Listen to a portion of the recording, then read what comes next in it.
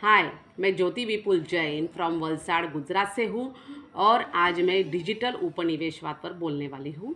उपनिवेशवाद पहले भी भारत सहन कर चुका है।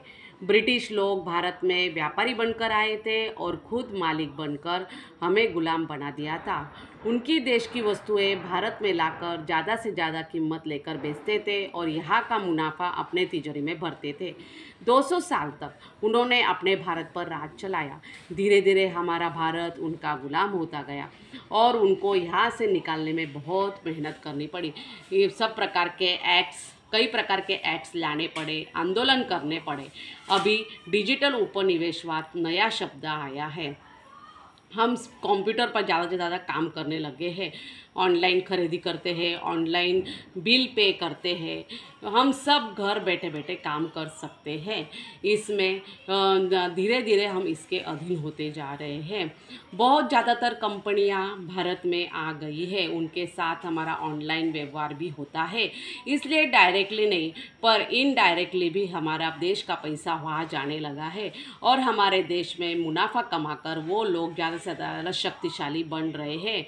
हमारे देश में जो व्यापारी है, जो छोटे छोटे दुकानदार हैं, वह लोग बेचारे ग्राहक के लिए तरस जाते हैं और हमारे लोग ऑनलाइन खरीदी कर घर बैठे बैठे सामान प्राप्त कर लेते हैं।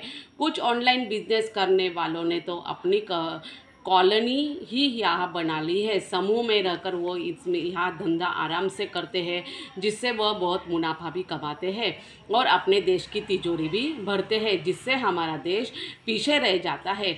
यह सब इंटरनेट द्वारा होने लगा है। विदेशी ऐप्स भी अभी इंटरनेट पर ज़्यादा आ गई है। उनके द्वारा ऐप्स की डेटा भी चोरी की जाती है, यानी जो उपभोक्ताओं की जो पहचान है वो भी उनकी चोरी की जाती है और वो धीरे धीरे हमारे भारत पर कब्जा करने की कोशिश कर रहे हैं। हमारे नॉलेज की वो कॉपी करते हैं। डेटा चोरी करना एक प्रकार का अपराध है, जिसमें तकनीकी द्वारा डेटा चोरी में डेटाबेस सर्वर, कंप्यूटर, हाथ में पकड़े जाने वाले उपकरणों जैसे यूएसबी ड्राइव, आईपॉड या डिजिटल कैमरा का भी इस्तेमाल करते हैं। कंपनी के कर्मचारियों को कंपनी की गुप्त योजना यानी उनकी जानकारी भी शामिल होती है। यदि वे जानकारी दूसरे देश को यानी कंपनी को देते हैं तो हमारे भारत की कंपनी को इसका नुकसान होता है, यानी वो डेटा चोरी भी कर सकते हैं, डेटा चोरी करते हैं। इंटरनेट के बहुत फ़ायदे हैं, लेकिन हम इसके अधीन होकर उसके गुलाम हो गए हैं।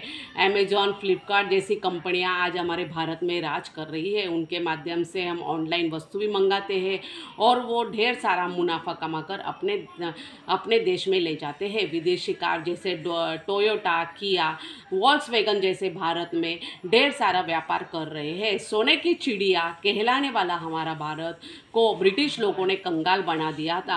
अभी डिजिटल व्यापार के माध्यम से कहीं ना कहीं हम वही मार्ग पर तो नहीं जा रहे हैं, यह सोचने की बात है।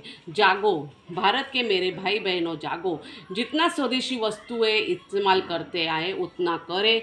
अपने देश का पैसा अपने ही देश में रहेगा और हमारा भारत फिर से सोने की चिड़िया बन जाएगा। धन्यवाद।